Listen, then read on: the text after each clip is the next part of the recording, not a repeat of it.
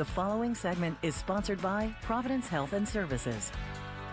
This segment of AM Northwest is brought to you by Family Matters. Health and education, safety, and the quality of life. KATU and our partners are proud to bring you Family Matters, offering solutions to the hard questions. Because KATU and Providence Health and Services know that family matters. This year, nearly 153,000 people will be diagnosed with colorectal cancer. And that number continues to drop because people are getting screened and changing their lifestyle habits. Here to share more, we welcome from Providence Cancer Institute colorectal surgeon Amanda Hayman. Doctor, good to have you with us. And first, though, let's talk about that stat right there. That's good news. It is, yes, definitely. With patients getting screened more, we know that that's the most effective way to find it early and potentially even cure it during a colonoscopy by removing it and not sometimes even needing further surgery. And is colonoscopy considered the gold standard then? It still is. It's the most effective, sensitive, and specific test we have, although obviously it's also comes with an invasive procedure and a prep, but it's still the best thing we have. There are some other alternatives. There's even better stool tests than there used to be, and that is a good option for patients who are medically unfit to undergo colonoscopy.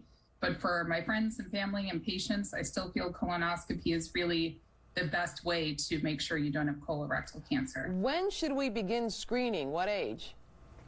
Well, they just decreased the age from 50 to 45. So now anyone of average risk is 45 or up. If you have a family history, that's a first degree family relative. So parent, sibling, child, you start 10 years prior to their diagnosis. Okay, so while people are getting screened faster and having less diagnosis of cancer, there are younger people being diagnosed with colorectal cancer. I mean, it's skewing younger now, which is unusual, right? It is. There's been almost a 10% increase in the past 2 or 3 years, which we frankly don't 100% understand, although we think there's probably some elements of processed foods, obesity, heavy drinking are all known to be correlated to this. So although it's not 100% preventative, I always tell patients fresh fruits and vegetables, non-packaged foods, and minimize our alcohol intake is all we know, and just be an active lifestyle is what we know now can help, although it's still not 100% preventative.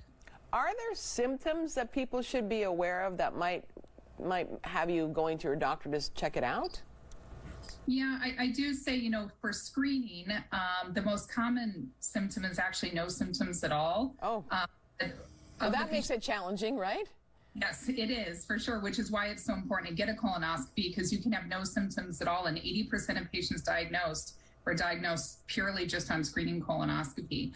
But for the other 20%, the most common is unexplained rectal bleeding that persists with time. So if you've had rectal bleeding for more than 3 or 6 months, you really need to get that evaluated. Are there new treatments now available for people who are surviving colorectal to help them survive the cancer? Yeah. Well, the good news is, the majority of the procedures I do for this, the colon resections are done laparoscopically through a very small incision. So mostly gone are the days of a big open surgery for this. There's also great new chemotherapy regimens that have been aimed at some of the more familial associated colorectal cancers.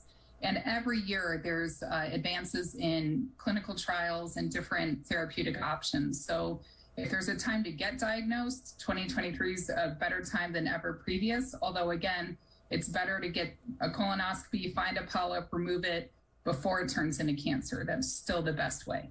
So really, we have made medical advances in treating colorectal cancer, which is fantastic news. Yes, for sure. Yeah, our chemotherapy, we've been able to reduce it in certain patients, have them on a time they get it. Immunotherapy is eligible for patients with specific genetic mutations. So it really is a good time, and there's a high chance of cure. So that's why and the sooner that we diagnose it at the earlier stage, the better off the prognosis will be. All right, we want to let our viewers know if you would like to find out more, you can contact Providence Cancer Institute and check out those numbers right there. We'll put all that information for you on our website at KATU.com. Dr. Hayman, thank you so much. Thank you so much for having me. You bet.